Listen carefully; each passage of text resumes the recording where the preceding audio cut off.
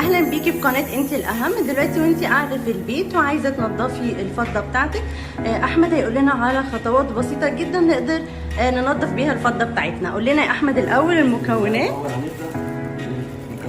الادوات كربوناتو وميه وايه تاني وفرشه قديمه عندك. هنجيب الاول كده شويه كربوناتو في الايه، في الكوبايه تمام على حسب حاجه احنا هنحطها.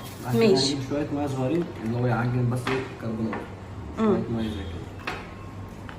تمام. لكن هنمسك الحاجه احنا هنلمعها، اي حاجه عندك عايزه تلمعيها فضه هنحطها جوه. بعد كده هنجيب فرشه السنان اهي، هنمسك السلسله كده بالكربوناتو، نحط السلسله كده على ايدينا بالكربوناتو. السلسله بالطريقه دي. الكربونات دي مش هتأثر على الفضة خالص، بالعكس هتلمعها. هتلمعها لي في 5 دقايق بالطريقه دي.